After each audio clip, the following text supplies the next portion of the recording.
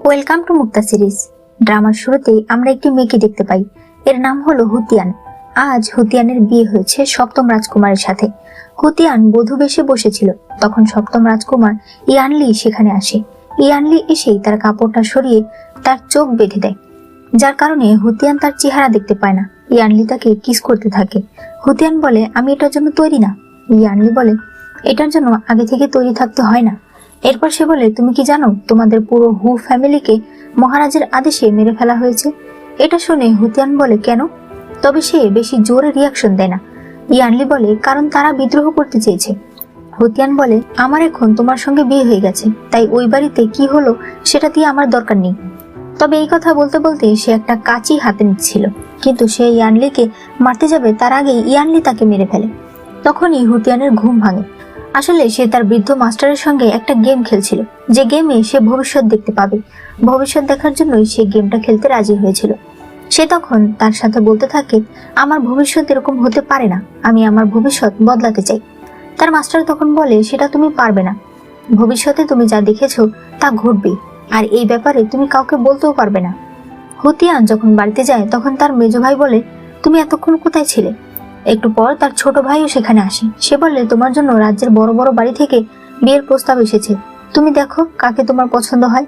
সেই ছবিগুলোর মধ্যে ইয়ানলির ছবিও দেখতে পায়, যার চেহারা স্পষ্ট বোঝা যায় না, তবে তার হাতে একটা আংটি দেখা যায়, যেটা সে তার বিয়ের দিন তার স্বামীর হাতে দেখেছিল। এরপর রাতে হুতিয়ান সপ্তম রাজকুমার বর্তমানে যেখানে থাকে, অর্থাৎ ইয়ানলি যেখানে থাকে সেখানে যায়। সেখানে গিয়ে সে একজন সেবক শাওজুকে দেখতে পায়। তবে সে তার হাতে একটি আংটি দেখতে পায়, যেটা দেখে সে মনে করে এটাই হলো ইয়ানলি। আসলে এই আংটিটা ইয়ানলি তাকে দিয়েছে। সে দেখতে পায় শাওজু একটা মেয়ের সঙ্গে খারাপ ব্যবহার করছে। সে তখন ভাবতে থাকে, কি একটা জঘন্য লোক, এর সাথে নাকি আমার বিয়ে হবে, একে আমি কোনোদিনও বিয়ে করব না। কিন্তু তখনই হঠাৎ কিছু শব্দ হয়, যার কারণে শাওজু এদিকে আসতে থাকে। হুতিয়ান তখন পালানোর জন্য দৌড়াতে থাকে। দৌড়াতে দৌড়াতে সে ইয়ানলির কাছে চলে যায়। ইয়ানলি তাকে দেখে মনে মনে বলে ওঠে, তিয়ান। এরপর আমাদেরকে একটি ফ্ল্যাশব্যাক দেখানো হয়। 3 বছর আগে হুতিয়ানের উপর কিছু লোকেরা আক্রমণ করেছিল, তখন ইয়ানলি তাকে বাঁচিয়েছিল। ওই সময় তার গায়ে একটি তীর লেগে যায়, যেটা হুতিয়ান বের করে এবং সেখানে কাপড় দিয়ে ধরে রাখে। হুতিয়ান বলে, আমাকে সাহায্য করো। ইয়ানলি বাইরে গেলে শাওজু বলে, এখানে কি কেউ এসেছিল? ইয়ানলি বলে, না। শাওজু তখন তার জুতা পরিষ্কার করতে বলে। ইয়ানলি জুতা পরিষ্কার করে দেয়।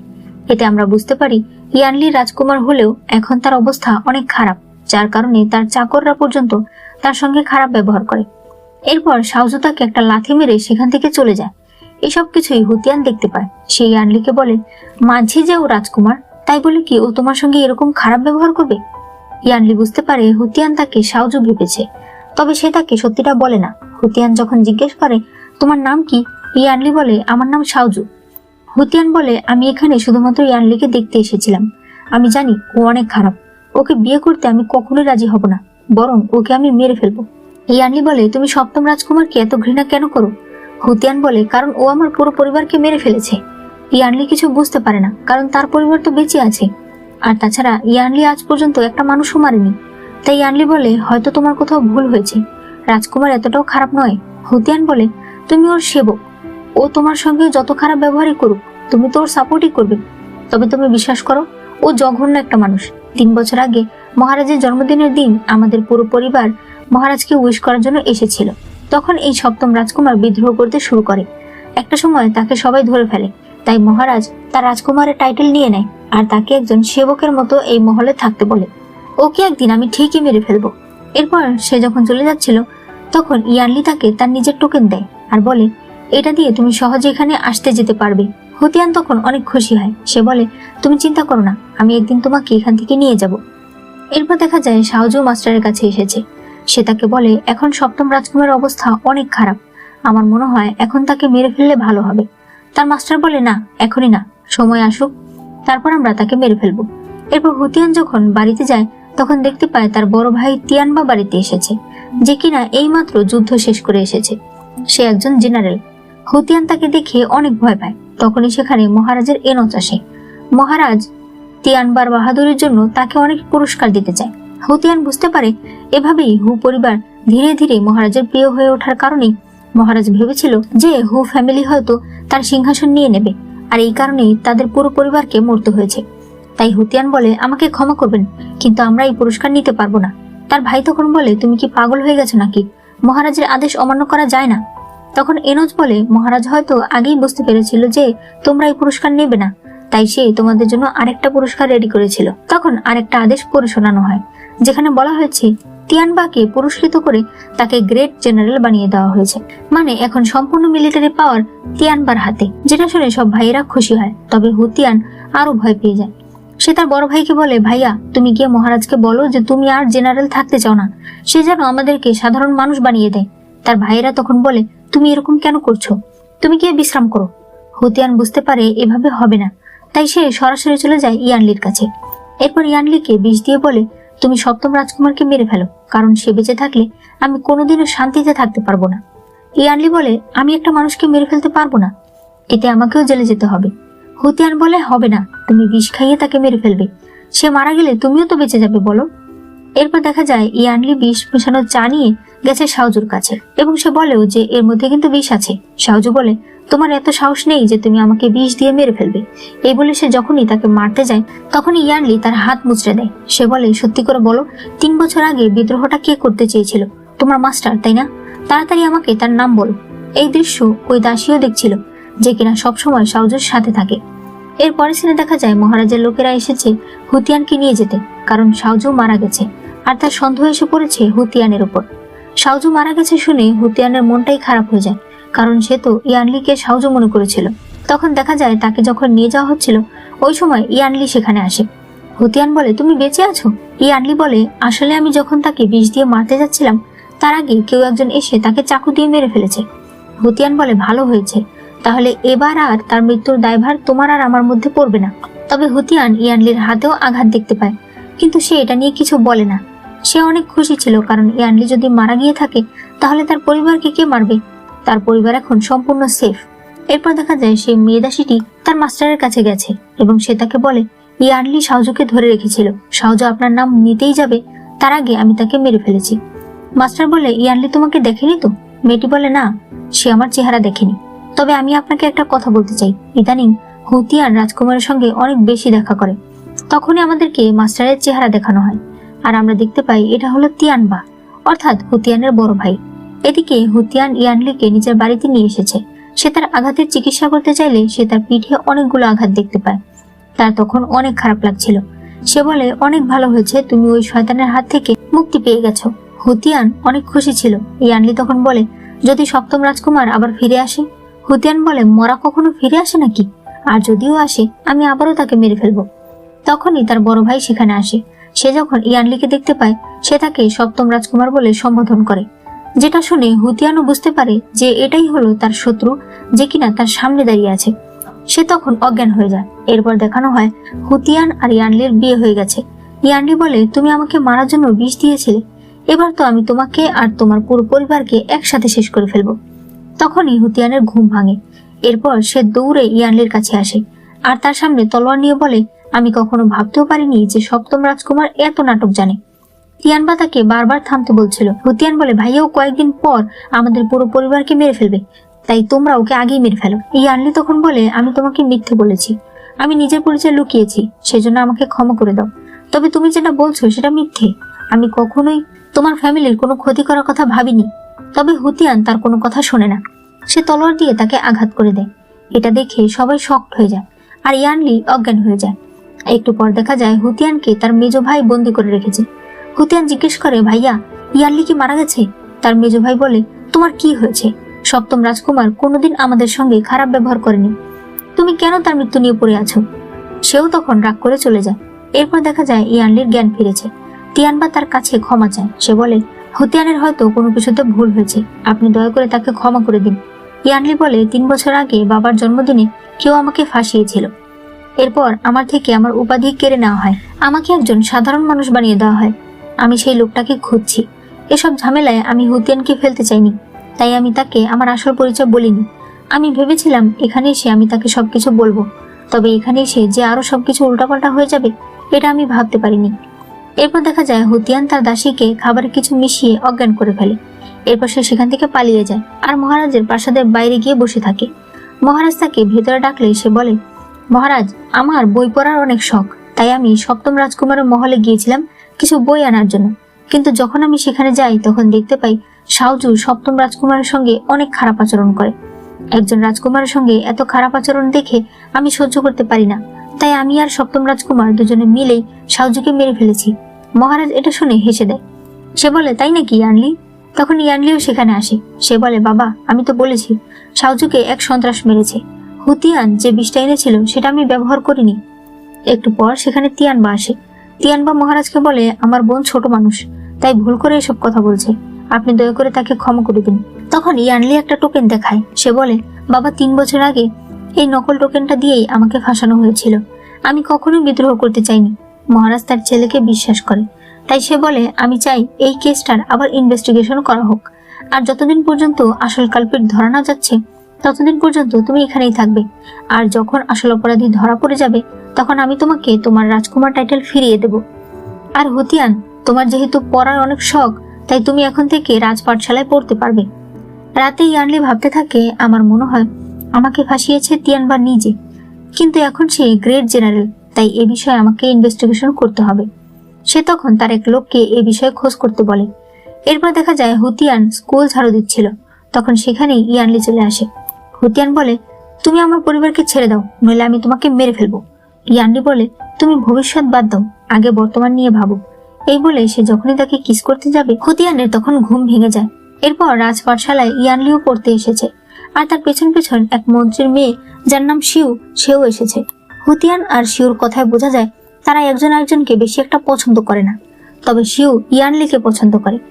ক্লাসের মধ্যে শিউ ইয়ানলিকে আর হুতিয়ানকে একটা করে উপহার দেয়। এরপর সে হুতিয়ানকে বলে, তুমি কি রাজকুমারের জন্য কোনো কিছু আনোনি? হুতিয়ান বলে, আমি আবার কি আনবো? তখন সবাই হুতিয়ানের নামে আজেবাজে কথা বলতে থাকে যে ও কতটা রুড।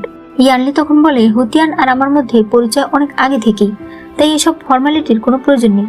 এই বলে সে শিউর উপহারটাও ফিরিয়ে দেয়। শিউ জিজ্ঞেস করে, কি সম্পর্ক আপনাদের মাঝে?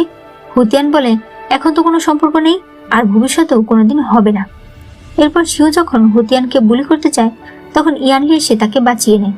এরপর হুতিয়ান শিউর সঙ্গে কথা বলতে আসে যে কেন শিউ তাকে পছন্দ করে না। শিউ বলে, তোমাদেরকে মহারাজ অনেক ভালোবাসে, তাই তোমাকে দেখলে আমার রাগ ওঠে। তখনই সেখানে ইয়ানলি আসতে থাকে, যাকে দেখে শিউ অনেক খুশি হয়। হুতিয়ান বুঝতে পারে শিউ তাকে পছন্দ করে। এরপর দেখা যায় হুতিয়ান ইয়ানলিকে ডেকেছে। সে তার জন্য অনেক খাবার নিয়ে এসেছে এবং সে তার জন্য ওয়াইনও নিয়ে এসেছে। ইয়ানলি বলে, ওয়াইনে নিশ্চয়ই তুমি বিষ মিশিয়েছ। হুতিয়ান বলে, একদম না, দাঁড়াও আমি তোমাকে খেয়ে দেখাচ্ছি। কিন্তু সে খাওয়ার সাথে সাথেই তার মাথা ঘুরতে থাকে। আসলে ওয়াইনের ভেতরে হুতিয়ানের দাসী ঘুমের ওষুধ মিশিয়ে দিয়েছে। ইয়ানলি তাকে নিয়ে যখন বিছানায় যায় হুতিয়ান তখন বলে, তোমার বুকে আঘাত কে দিয়েছে? ইয়ানলি বলে, আমি যাকে ভালোবাসি সে দিয়েছে। হুতিয়ান বলে, তুমি একজনকে ভালোবাসো? ইয়ানলি বলে, হ্যাঁ, গত 3 বছর ধরে আমি একটা মেয়েকে অনেক ভালোবাসি। হুতিয়ান এরপর ঘুমিয়ে পড়ে। এরপর আমরা জানতে পারি হুতিয়ানের প্ল্যান ছিল ইয়ানলিকে ওয়াইন খাইয়ে তার মুখ থেকে বের করা যে তার কেমন মেয়ে পছন্দ। তবে এই প্ল্যানটা তো নষ্ট হয়ে গেছে, তাই এরপর সে আবারও দ্বিতীয় প্ল্যান করে, যেখানে দেখা যায় শিউ ইচ্ছে করে পড়ে যাওয়ার নাটক করতে থাকে, কিন্তু ইয়ানলি সরে যায় আর শিউ গিয়ে পিলারের সঙ্গে ধাক্কা লাগে। এরপর শিউ আর ইয়ানলি কথা বলছিল, যেটা দেখে হুতিয়ানের একটু একটু খারাপ লাগতে থাকে। সে বসে বসে ভাবতে থাকে, ওর যদি সত্যি শিউর সঙ্গে বিয়ে হয়ে যায় তাহলে তো আমারই ভালো। কিন্তু তখনই ইয়ানলি এসে তার কাগজটা নিয়ে নেয়। হুতিয়ান সেটা চায়, তবে ইয়ানলি তাকে দিতে চায় না। হুতিয়ান রাগ করে চলে যেতে থাকলে ইয়ানলিও তার পেছন পেছন যেতে থাকে, যেটা শিউ দেখতে পায়। সে মনে করে হুতিয়ান আসলে নিজেই ইয়ানলিকে ফাঁসাতে চায়, তাই সে তার সাথে একটি কম্পিটিশন রাখে, যেখানে যে হারবে সে ইয়ানলি থেকে দূরে সরে যাবে। হুতিয়ান হারতে চায়, তবে সে ভাবতে থাকে এতে তার পরিবারেরও বদনাম হবে যে তারা তাকে কিছুই শেখায়নি, তাই সে আবার জিততেও চায়। তখন ইয়ানলি এসে তাকে সাহায্য করে। শিউ বলে, সাহায্য নিলে চলবে না। হুতিয়ান বলে, এটা তো কোনো নিয়ম না, তোমার ইচ্ছে হলে তুমিও সাহায্য নাও। শিউ যখন সাহায্য চায় তখন সবাই তাকে না করে দেয়, কিন্তু ওই সময় হুতিয়ানের সেজো ভাই সেখানে আসে। সে বলে, আমি শিউকে সাহায্য করব। এরপর হুতিয়ানের ভাই আর ইয়ানলির মধ্যে কম্পিটিশন হয়, যেখানে রেজাল্ট টাই হয়। এরপর দেখা যায় হুতিয়ানের তৃতীয় ভাই সবাইকে বলছে, আমি শুনলাম তোমরা নাকি আমার বোনের সঙ্গে খারাপ ব্যবহার করো। আমি যদি আরেকবার এই কথা শুনতে পাই তাহলে কিন্তু তোমাদের খবর আছে। আর তার এই অ্যাটিটিউড দেখে শিউর তাকে খুবই পছন্দ হয়। এরপর শিউ হুতিয়ানের ভাইয়ের কথা ভাবছিল, তখনই সেখানে হুতিয়ান এসে বলে, আমি আরেকটা আইডিয়া পেয়েছি, যেটা কাজে লাগালে হয়তো ইয়ানলি তোমাকে পছন্দ করবে। কিন্তু শিউর এখন এসব কথা একদমই ভালো লাগে না, সে সেখান থেকে চলে যায়। তখন ইয়ানলি হুতিয়ানকে বলে, আমার জন্য ঘটকগিরি করা বন্ধ করো। আমি অলরেডি আমার নিজের স্ত্রী বাছাই করে নিয়েছি। হুতিয়ান বলে, তার নাম আমাকে বলো, আমি তোমার বিয়ে তার সঙ্গে করতে সাহায্য করব। এটা শুনে ইয়ানলির অনেক রাগ উঠে যায়। সে বলে, তুমি কি কিছুই বুঝতে পারো না? এরপর সে সেখান থেকে চলে যায়। এরপর দেখা যায় শিউ হুতিয়ানকে বলেছে যে ইয়ানলি আসলে হুতিয়ানকে ভালোবাসে। হুতিয়ান বুঝতেই পারে না এত খারাপ ব্যবহার করেও ইয়ানলি কেন তাকে ভালোবাসে। সে তখন তার ভাইকে বলে, আমাকে একটা আইডিয়া দিতে পারবে? যদি একটা ছেলে একটা মেয়েকে পছন্দ করে কিন্তু মেয়েটা ছেলেটাকে পছন্দ না করে, তাহলে সেই মেয়েটার কি করা উচিত? এরপরে ছেলে দেখা যায় আজ রাজপাঠশালায় হুতিয়ান আসেনি। ইয়ানলির মনটা তখন অনেক খারাপ হয়ে যায়। শিউ বলে, ও তোমাকে পছন্দ করে না, তাই তোমাকে অ্যাভয়েড করছে। এটা কি তুমি বুঝতে পারছো না? একটু পর সেখানে হুতিয়ান আসে, যে কিনা আজ ছেলেদের বেশ ধরে এসেছে এবং সে সবাইকে অন্যভাবে ডাকতে থাকে। সে এরকমটা করছে কারণ তার ভাই তাকে বলেছে, তোমাকে কোনো ছেলের পছন্দ, তার মানে তোমার আচার আচরণ তার ভালো লাগে। তুমি তোমার আচার আচরণ বদলে ফেলো, তাহলে সে তোমাকে আর পছন্দ করবে না। কিন্তু ইয়ানলির এতে কিছুই আসে যায় না। সে যখন বাইরে ছিল তখন ইয়ানলি বলে, এখন যেহেতু তুমি ছেলে সেজে আছো, তাহলে চলো আমরা একসাথে গোসল করে আসি। এটা শুনে হুতিয়ানের তো মাথাই নষ্ট হয়ে যায়। ইয়ানলি বলে, সমস্যা কি, বন্ধুরা তো একসঙ্গে গোসল করেই। হুতিয়ান এটা শুনে সেখান থেকে দৌড়ে পালায়, আর আমাদের নায়ক তার কর্মকাণ্ডে হাসতে থাকে। এরপর দেখা যায় হুতিয়ান রাস্তা দিয়ে যাচ্ছিল, তখন হঠাৎ কেউ একজন তার উপর অ্যাটাক করে দেয়। ওই সময় ইয়ানলি এসে তাকে বাঁচিয়ে নেয়। ইয়ানলির মুখ তখন বাঁধা ছিল। হুতিয়ানের মনে পড়ে 3 বছর আগে যে তাকে বাঁচিয়েছিল সেও এরকমই ছিল। সে যখনই তার মুখ খুলে দেয় তখন দেখতে পায় এটা ইয়ানলি। ইয়ানলি অনেক আঘাত পায়, যার কারণে সে সেখানেই অজ্ঞান হয়ে যায়। এদিকে আমরা দেখতে পাই এই আক্রমণটা আসলে তিয়ানবা নিজে করিয়েছে, কারণ সে এখন চায় হুতিয়ানকে মেরে ফেলতে আর এই মৃত্যুর দায় ইয়ানলিকে দিতে, যাতে করে সেই সুবাদে তারা বিদ্রোহ করতে পারে। হুতিয়ান ইয়ানলিকে বাড়িতে নিয়ে আসে। তাদের মেজো ভাই তিয়ানবাকে বলতে থাকে, আমাদের বোনের উপর কে আক্রমণ করেছিল এটা আমাদেরকে বের করতে হবে। কিন্তু তিয়ানবা বলে, এটার কোনো দরকার নেই, আমি নিজেই এটা দেখে নেব। আসলে সে নিজেই তো এটা করেছে। এদিকে হুতিয়ান ইয়ানলিকে ভালো করে দেখতে থাকে। ইয়ানলি যখন জ্ঞান ফেরে, হুতিয়ান তখন বলে, 3 বছর আগে তুমি আমাকে বাঁচিয়েছিলে, তাহলে তুমি এই কথাটা আমাকে কেন বলনি? ইয়ানলি বলে, আমি ভেবেছিলাম তুমি হয়তো সেসব ভুলে গেছো, তাছাড়া তুমি এখন আমাকে মেরে ফেলতে চাও। হুতিয়ান চলে যেতে চাইলে ইয়ানলি তার হাত ধরে। সে বলে, আর একটু বসো প্লিজ। হুতিয়ান বলে, তুমি আমার কাছে কি চাও? ইয়ানলি বলে, আমি শুধু চাই তুমি যেন আমাকে ঘৃণা না করো। হুতিয়ান ভাবতে থাকে, সত্যিই তো, ইয়ানলি এখন পর্যন্ত আমাদের সঙ্গে কোনো খারাপ ব্যবহার করেনি, তাহলে আমি কেন শুধু শুধু তাকে কষ্ট দিচ্ছি? এরপর দেখা যায় ইয়ানলির জ্ঞান ফিরেছে।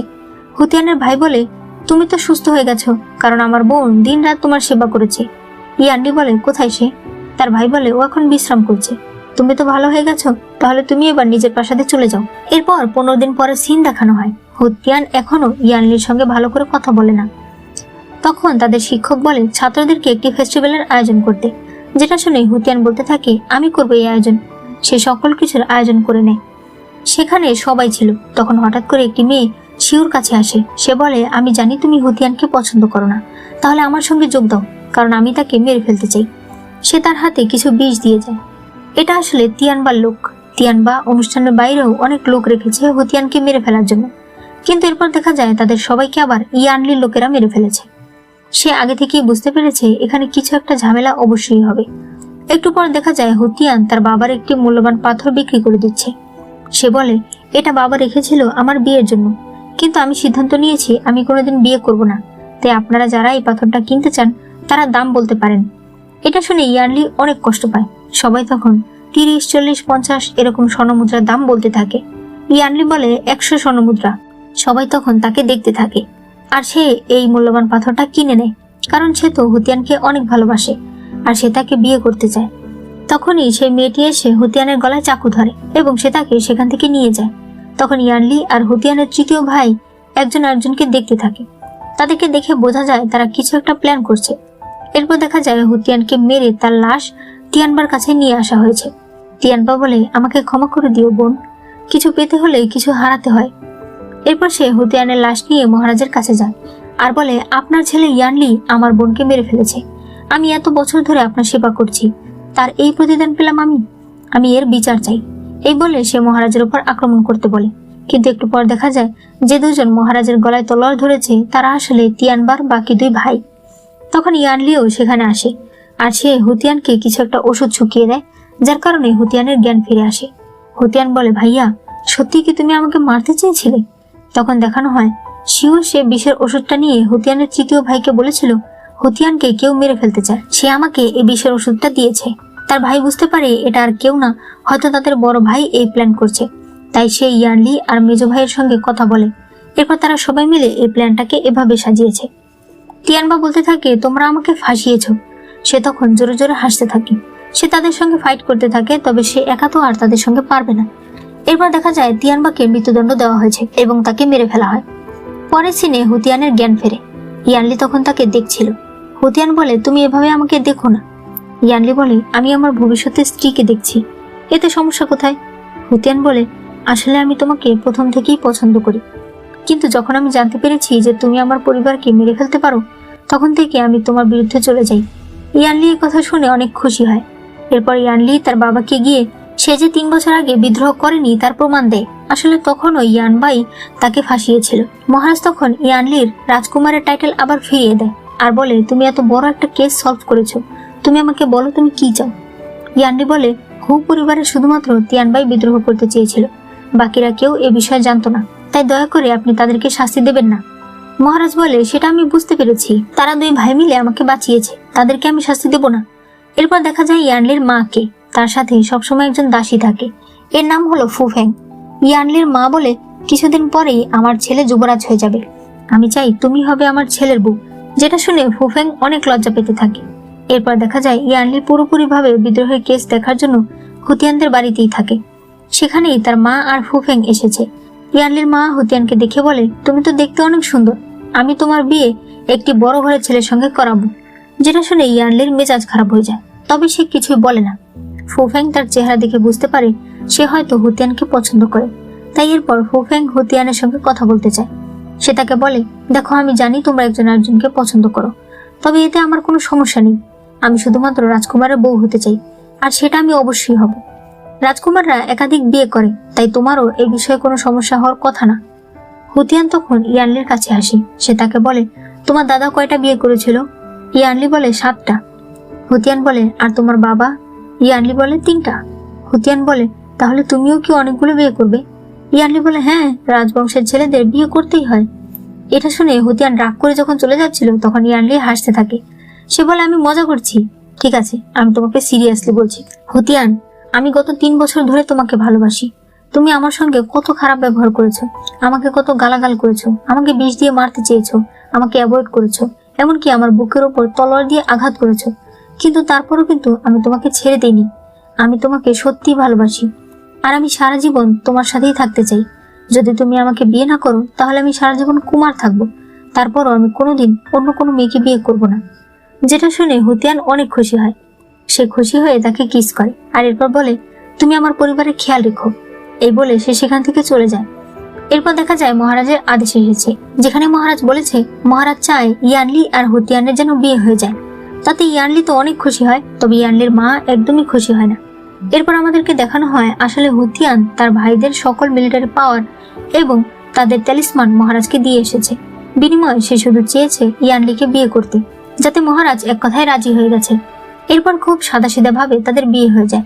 রাতে হুতিয়ান অনেকক্ষণ অপেক্ষা করার পরও যখন ইয়ানলি আসে না, তখন হুতিয়ান ভয় পেয়ে যায়। তবে একটু পর ইয়ানলি আসে, যে কিনা টেম্পল থেকে হুতিয়ানের জন্য তাবিজ নিয়ে এসেছে। তাই দেরি হয়েছে। তারা খুশি ছিল, কিন্তু ইয়ানলির মায়ের হুতিয়ান একদমই পছন্দ ছিল না। সে তার ছেলেকে বলে, ফুফেং সব কাজে পারদর্শী, নাচ, গান, রান্না, একটা মেয়ের মধ্যে যত গুণ থাকার দরকার তার সব গুণ তার মধ্যে আছে, আর হুতিয়ান কিছুই পারে না। ইয়ানলি তখন বলে, আমার চোখে হুতিয়ান এই বিশ্বের সবচেয়ে পারফেক্ট নারী, কারণ সে আমার স্ত্রী। এতে তো ইয়ানলির মা আরো রেগে যায়। এরপর খাবার খাওয়ার সময় ইয়ানলির মা বলে, ফুফেং অনেক সুন্দর রান্না করে, তুমি ওকে অন্তত নিজের রক্ষিতা বানিয়ে রাখো। ইয়ানলি বলে, মা দয়া করে সব বন্ধ করো, আমি ওকে পছন্দ করি না, আর আমি দ্বিতীয় কোনো বিয়েও করতে চাই না। এরপর দেখা যায় ইয়ানলির মা ইয়ানলির সামনে কান্নাকাটি করছে। সে তাকে বলে, তুমি আমার ছেলে, তুমি কি আমার একটা কথাও রাখতে পারবে না? কিন্তু ইয়ানলি শুধু তার মাকে সান্ত্বনা দিচ্ছিল, কারণ সে সত্যি আর কোনো বিয়ে করতে চায় না। এতে ইয়ানলির মা প্রচন্ড রেগে যায়। এরপর সুযোগ বুঝে সে আর ফুফাং মিলে হুতিয়ানের ঘরে আসে। সে বলে, কতদিন হয়েছে তোমাদের বিয়ে হয়েছে, এখনো তুমি প্রেগনেন্ট হওনি, আমি তোমার জন্য এই ওষুধটা নিয়ে এসেছি। হুতিয়ান বলে, এটা কিসের ওষুধ? সেই মহিলা বলে, এটাতে কিছু পশুর রক্ত এবং মূত্র আছে। যেটা শুনে হুতিয়ান কিছুতেই সেটা খেতে চায় না, তাই তারা তাকে জোর করতে থাকে। তখন সেখানে ইয়ানলি চলে আসে। সে বলে, এখানে কি হয়েছে? হুতিয়ান বলে, আমি প্রেগনেন্ট হচ্ছি না বলে মা আমার জন্য পশুদের মূত্র নিয়ে এসেছে। এটা দেখে ইয়ানলি প্রচন্ড রেগে যায়। সে বলে, আপনার যদি এতই বাচ্চার শখ হয় তাহলে এটা আমাকে দিন, আমি খেয়ে নিচ্ছি। যেটা শুনে তারা তাকে সেটা দেয় না। এই ঘটনায় ইয়ানলি প্রচন্ড রেগে যায়। তাই পরদিনই সে বাই নামে একটি ছেলেকে নিয়ে আসে এবং তাকে ফুফেংকে নিজের রাজ্যে নিয়ে যেতে বলে। কিছুদিন পর ইয়ানলি সেই রাজ্যে গিয়ে তাদের বিয়ে করাবে। কিন্তু রাস্তায় ফুফেং সেই বাই নামের ছেলেকে মেরে ফেলে। সে বলে, বউ হব তো আমি শুধুমাত্র ইয়ানলির। এরপর সে যখন ফিরে আসছিল তখন হুতিয়ানের সঙ্গে তার আবার দেখা হয়। হুতিয়ান বলে, তুমি এখানে কি করছো? ফুফেং বলে, ওই ছেলেটা একটা ধোঁকাবাজ। সে আমার কাছ থেকে সকল টাকা পয়সা গয়নাগাটি নিয়ে পালিয়ে গেছে। সে তখন কাঁদতে থাকে যে এখন আমি কোথায় যাব। হুতিয়ান তখন তাকে কিছু টাকা দেয় যে তুমি এগুলো রাখো। কিন্তু এরপর দেখা যায় কিছু লোকেরা ফুফেংকে ডিস্টার্ব করছে। হুতিয়ান তখন তার লোকজন নিয়ে তাকে বাঁচায়। এরপর সে তাকে একটি ভাড়া বাসায় নিয়ে আসে আর তাকে বলে, তুমি এখানেই থাকো। কিন্তু ফুফেং তাকে অজ্ঞান করে ফেলে। আর এরপর সেই লোকেদের ডাকে যারা একটু আগে তার সঙ্গে অসভ্যতা করার নাটক করছিল। তারা হুতিয়ানকে তুলে নিয়ে আসে। এরপর হুতিয়ানের যখন জ্ঞান ফেরে তখন সে দেখতে পায় তার সামনে একটি লোক এসেছে। সে লোক বলে, তোমাকে অনেক টাকার বিনিময়ে আমার কাছে বিক্রি করা হয়েছে। যেটা শুনে হুতিয়ানের তো মাথাই নষ্ট হয়ে যায়। এদিকে দেখা যায় ফুফেং বাড়িতে এসে সবাইকে বলতে থাকে, কিছু ছেলেরা আমাকে ডিস্টার্ব করছিল। হুতিয়ান আমাকে বাঁচাতে গেলে তারা হুতিয়ানকেই তুলে নিয়ে যায়। যেটা শুনে কারোরই বুঝতে বাকি থাকে না যে ফুফেং ইচ্ছে করে এটা করেছে। নিজের বদলে সে হুতিয়ানকে তুলে নিয়ে যেতে দিয়েছে, কারণ সে চাইলেই চিৎকার চেঁচামেচি করতে পারত। এরপর তারা সবাই মিলে হুতিয়ানকে খুঁজতে থাকে। খুঁজতে খুঁজতে ইয়ানলি হুতিয়ানের কাছে চলে আসে। তখন সে দেখতে পায় হুতিয়ান তো সেই লোকের সঙ্গে বসে গেম খেলছে। আসলে এটা সেই বাইই ছিল। সে আসলে মারা যায়নি এবং সেই ইয়ানলিকে এখানে খবর দিয়েছে। বাই বলতে থাকে, হুতিয়ান তুমি আবার এখানে এসো, আমি তোমাকে অনেক মিস করব। হুতিয়ান কিছু বলতে যাবে তার আগেই ইয়ানলি তার মুখ চেপে ধরে। এরপর বাড়িতে এসেও ইয়ানলি মন খারাপ করে থাকে। হুতিয়ান তখন বলে, তুমি জানো আমি কেন সেখানে একবারও ভয় পাইনি? কারণ আমি জানতাম তুমি আমাকে বাঁচাতে ঠিক আসবে। এটা শুনে ইয়ানলির রাগ কমে যায়। এরপর দেখা যায় ফুফেং তিয়ানবার ঘরে এসেছে। তখন আমাদেরকে 3 বছর আগের সিন দেখানো হয়, যেখানে তিয়ানবা ফুফেংকে বলে, তুমি গিয়ে ইয়ানলির মায়ের দাসী হিসেবে থাকো, তার সেবা করো, তার মন জয় করো, কারণ পরবর্তীতে এটা আমাদের কাজে আসতে পারে। ফুফেং তাকে অনেক ভালোবাসত, তাই সে তার সকল কথাতেই রাজি হয়ে যায়। বর্তমানে ফুফেং বলতে থাকে, তোমাকে বিদ্রোহের জন্য মৃত্যুদণ্ড দেওয়া হয়েছে, কিন্তু তোমার মৃত্যুকে আমি এভাবে বিফলে যেতে দেব না। আমি পুরো রাজ পরিবার আর হু পরিবার শেষ করে দেব। এরপর মহারাজ ইয়ানলিকে তার কাছে ডাকে। সে বলে, হুতিয়ান আমাকে যে ট্যালিসমান দিয়েছিল সেটা নকল। ও আমার সঙ্গে এটা কি করে করতে পারলো? ইয়ানলি তখন বলে, আমি সারাক্ষণ হুতিয়ানের সাথে থাকি, আমার মনে হয় না সে এটা করেছে, হয়তো এর পেছনে অন্য কেউ আছে। মহারাজ তখন তাকে 3 দিনের সময় দেয়। এরপর দেখা যায় রাতের বেলা হুতিয়ানের ছোট ভাই কিছু খুঁজছিল, যেটা ইয়ানলি দেখে ফেলে। এরপরে সিনে দেখা যায় হুতিয়ানের মেজ ভাই বলছে, ছোট ভাইকে খুঁজে পাচ্ছি না, বুঝতে পারছি না ও কোথায় গেল। তখনই সেখানে ইয়ানলি আসে। সে বলে, তোমাদের ছোট ভাই পালিয়েছে, কারণ সে তিয়ানবার সঙ্গে জড়িত ছিল। আমি সেটা বুঝতে পেরেছি ভেবেই সে পালিয়ে গেছে। এটা শুনে মেজ ভাই তার কথা বিশ্বাস করে না। সে তার সঙ্গে তর্ক করতে থাকলে ইয়ানলি তার লোকেদেরকে বলে মেজ ভাইকে জেলখানায় বন্দি করতে। এই ঘটনায় হুতিয়ান ইয়ানলির উপর অনেক রেগে যায়। সে বলে, তুমি এই কথা কি করে বিশ্বাস করতে পারো? ইয়ানলি বলে, তোমার ভাইয়েরা সবাই বিদ্রোহী, তুমি যদি বাঁচতে চাও তাহলে আমার কথা মেনে চলবে। এরপর ফুফেং হুতিয়ানের কাছে আসে। সে বলে, তোমার স্বামী আর তোমার ভাইয়েরা এখন 2 দল হয়ে গেছে। এবার তুমি কাকে সাপোর্ট করবে, তোমার স্বামীকে না তোমার ভাইদেরকে? হুতিয়ান তখন মনে করতে থাকে যে সে কাকে ছেড়ে কাকে সাপোর্ট করবে, সে যে সবাইকে ভালোবাসে। এরপর ফুফেং এর নজর পড়ে শিউ খাবার নিয়ে কোথাও যাচ্ছে। সে বুঝতে পারে হয়তো ওই মহলে হুতিয়ানের 3য় ভাই আছে। এদিকে তার ভাইয়েরা হুতিয়ানের দাসীর মাধ্যমে চিঠির সাহায্যে কথা বলে, যেটা হুতিয়ান দেখে ফেলে এবং সে সেই চিঠির জায়গা অনুসারে সেই জায়গায় যায় এবং সেখানে গিয়ে সে তার 3য় ভাইকে দেখতে পায়। তারা দুজন কথা বলছিল। ওই সময় ইয়ানলি সেখানে চলে আসে। সে বলে, তোমাদেরকে ধরিয়ে দিলে খুব তাড়াতাড়ি আমার প্রমোশন হয়ে যাবে। যেটা শুনে হুতিয়ান বলে, তাহলে কি সবকিছু তোমার প্ল্যান ছিল? আমার সঙ্গে ভালোবাসার নাটক করা, আমাকে বিয়ে করা, আমার পরিবারে এসে থাকা, এই সবকিছু কি তোমার আগে থেকে প্ল্যান করা ছিল? ইয়ানলি তখন তাকে সরি বলে। যেটা শুনে হুতিয়ান খুব কষ্ট পায়। বাহিরে গেলেই রাজার এনোজ আর ফুফেং সৈন্যদের নিয়ে সেখানে আসে। এনোজ বলে, সকল বিদ্রোহীদের একসাথে ধরতে পারা গেল, এর কারণ হলো ফুফেং আমাদেরকে সাহায্য করেছে, আর মহারাজ অবশ্যই ফুফেংকে অনেক পুরস্কার দেবে। ফুফেং বলে, এসব কিছু প্ল্যান তো 7ম রাজকুমারীরই ছিল। যেটা শুনে হুতিয়ান বলে, তার মানে তোমরা আগে থেকেই মিলেছিলে। এরপর তাদেরকে জেলখানায় নিয়ে যাওয়া হয়। হুতিয়ানের বিশ্বাসই হচ্ছিল না যে ইয়ানলি তার সঙ্গে এই কাজ করতে পারে। এরপর হুতিয়ান তার কাছে আসে আর বলে, তুমি কি জানো আজ তোমার ভাইদেরকে মৃত্যুদণ্ড দেওয়া হবে? যেটা শুনে হুতিয়ান অনেক কান্না করে। সে বলতে থাকে, আমি ভবিষ্যৎ বদলানোর এত চেষ্টা করলাম কিন্তু কোনো কিছুই হলো না। এরপর ইয়ানলি হুতিয়ানের কাছে আসে। হুতিয়ান বলে, তুমি আমাকে কেন বাঁচিয়ে রেখেছো? আমাকেও মেরে ফেলো। ইয়ানলি বলে, তোমাকে তো মারতেই হবে, তবে মরার আগে তোমার কি কোনো শেষ ইচ্ছা আছে? হুতিয়ান বলে, হ্যাঁ আছে। আমাদের বিয়েটা খুব সাদাসিধে ভাবে হয়েছে।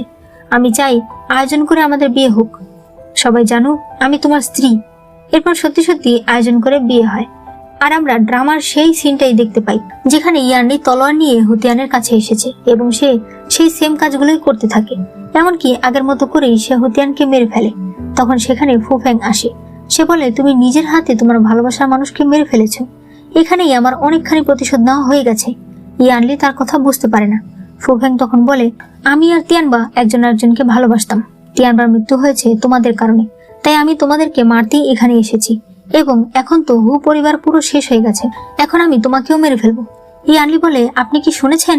তখন মহারাজের এনোচ বাইরে আসে আর তার লোকেরা ফুফেংকে ধরে ফেলে। ফুফেং বলে, তাতে কি হয়েছে, হু পরিবার তো শেষ হয়ে গেছে। তখন দেখা যায় হু পরিবারের বাকি দুই ছেলে সেখানে আসে, মানে আসলে তারা বেঁচে আছে। ফুফেং বলে, তোমরা আমার সঙ্গে মিথ্যে কথা বলেছো, তাতেও সমস্যা নেই, হুতিয়ান তো মরে গেছে। তখন হুতিয়ান বিছানা থেকে ওঠে আর দেখা যায় সে আসলে মরেনি। তখন দেখানো হয় আগে থেকে ইয়ানলি হুতিয়ানকে ধীরে ধীরে বলেছিল, নড়ো না, আমার উপর বিশ্বাস রাখো। আর সে আসলে নিজের হাত কেটেছিল। আসলে ইয়ানলি আর হুতিয়ানের দুই ভাইয়ের ফুফেং এর উপর সন্দেহ ছিল, তাই তারা মিলে এই প্ল্যানটা করেছে। ইয়ানলি বলে, এই ব্যাপারে সবাই জানতো না শুধু হুতিয়ান। ইয়ানলি আরো বলে, হুতিয়ানকে কিছু জানাইনি যাতে তোমার কোনো কিছুতেই সন্দেহ না হয়। এরপর দেখা যায় ফুফেং জেলখানায় ছিল। তখন ইয়ানলির মা তার কাছে আসে। ফুফেং তাকে ভেতরে ডাকে। এরপর সে তার গলায় হেয়ারপিন ধরে বলে, আমাকে ছেড়ে দাও, নইলে আমি একে এখানেই মেরে ফেলবো। তখন ইয়ানলিরাও সেখানে আসে। ইয়ানলির মা বলে, তুমি এসব বলো না, আমি জানি তুমি কোনো খারাপ মেয়ে নও। তার কথা শুনে ফুফেং তাকে আর মারতে পারে না, বরং সে নিজেই মরে যায়। সে বলে, আমি চাই পরের জন্মে যেন আমি আপনার নিজের মেয়ে হয়ে জন্মাতে পারি। এরপর দেখা যায় ইয়ানলির মা মহারাজকে বলে, আমাকে আপনি দূরে কোথাও পাঠিয়ে দিন, আমি এখানে থাকতে চাই না, কারণ আমি ইয়ানলি আর হুতিয়ানের সঙ্গে অনেক অন্যায় করেছি। মহারাজ তার কথা মেনে নেয়। এরপর দেখা যায় মহারাজ ঘোষণা করে দিয়েছে যে ইয়ানলি এখন যুবরাজ, যেটা শুনে হুতিয়ান অজ্ঞান হয়ে যায়। তারা তিনজন তখন টেনশনে পড়ে যায় যে হুতিয়ানের কি হলো। এরপর যখন হুতিয়ানের জ্ঞান ফেরে তখন দাসী বলে, আসলে হুতিয়ান প্রেগনেন্ট, যেটা শুনে তারা সবাই অনেক খুশি হয়। এরপর 4 মাস পরে সিন দেখানো হয় যেখানে দেখা যায় হুতিয়ান আর শিউ একটা মুক্তা নিয়ে টানাটানি করছিল। তখন হুতিয়ানের তৃতীয় ভাই শিউকে এসে আরেকটা মুক্তা দেয়। তাদের কথায় আমরা বুঝতে পারি তারাও বিয়ে করেছে আর শিউ এখন প্রেগনেন্ট। তখন ইয়ানলি সেখানে আসে। হুতিয়ান তার গলায় চাকু ধরে বলে, আমাদের ভালোবাসার জিনিস আমার ভাইয়ের কাছে কি করছে? ইয়ানলি বলে, ও আমার কাছে এসে বলল আমাকে এই জিনিসটা কিছুক্ষণের জন্য ধার দেবে, তাই আমি এটা দিয়েছি। শিউ বলে, কি, তুমি ধার করে এটা নিয়ে এসেছো? আমার এটা চাই না। হুতিয়ানের ভাই তো মহা বিপদে পড়ে যায়। এরপরে দেখা যায় হুতিয়ান আর ইয়ানলি মিলে সেই গেমের মাস্টারের সঙ্গে দাবা খেলছিল। সেই মাস্টার বলে, তোমরা কি তোমাদের বাচ্চার ভবিষ্যৎ জানতে চাও? এটা শুনে তারা দুজনেই না করতে থাকে। তারা বলতে থাকে যে পৃথিবীতে আসবে সে নিজের সমস্যা অবশ্যই নিজেই সমাধান করতে পারবে, আমাদেরকে আগে থেকে এগুলো দেখার কোনো দরকার নেই। আর এরপরে তারা সেই মাস্টারকে গেমে হারিয়ে দেয়। আর এর মাধ্যমে এই ড্রামাটার হ্যাপি এন্ডিং হয়ে যায়। ড্রামাটি আমার কাছে অনেক ভালো লেগেছে, তোমাদের কাছে কেমন লেগেছে সেটা অবশ্যই জানিয়ে দিও। ভালো লাগলে একটা লাইক করো আর চ্যানেলে নতুন হলে চ্যানেলটাকে সাবস্ক্রাইব করে দিও।